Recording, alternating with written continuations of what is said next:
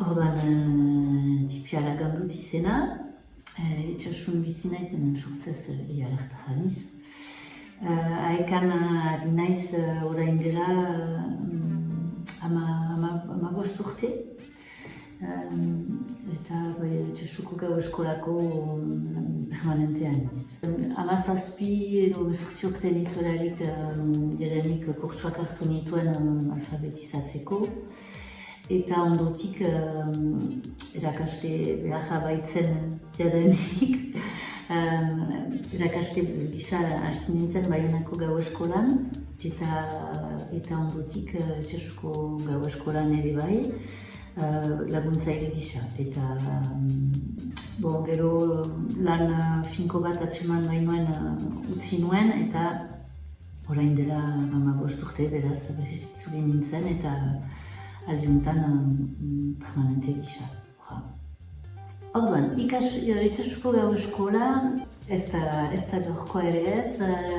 1993an elkartea sortu zuten, baina zenbait urte lehenago herritar batzuk hasi ziren hemen goitza honetan kurtsuak emaiten eta orduan ondotik beraz talde hori haekari lotu zen eta gero hemen ofizialki gau eskola bat sortu zen eta hori hor eta 13an lako zerbait. Orduan, gaur aurten laurogei bat ikaste bat ditugu. Usaian beti 100 gira eta aurten pixka bat gutixun. 12 taldetan banatuak dira eta 10 urotara 10 irakaste dira. 8 laguntzaile eta 2 langile permanente. Mintzalagun taldeak hori da haekak abiatu duen proiektu berria, praktikatu deitzen da proiektu hori. Eta horten erabaki dugu itxasun idekitzea Uztaritzen, Baionan eta Hendaian hori proposatzea beraz zer den zuzen.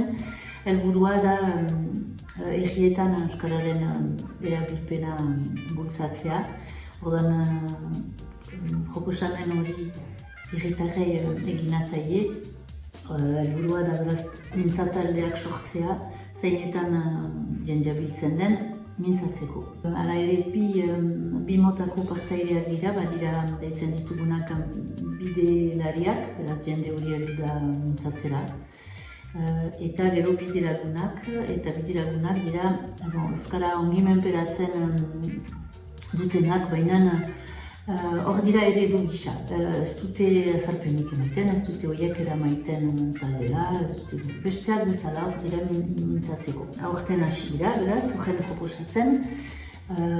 Mementuan izen batzuk ukan ditugu, baina mementuan ez ditugu ino taldeak sortu.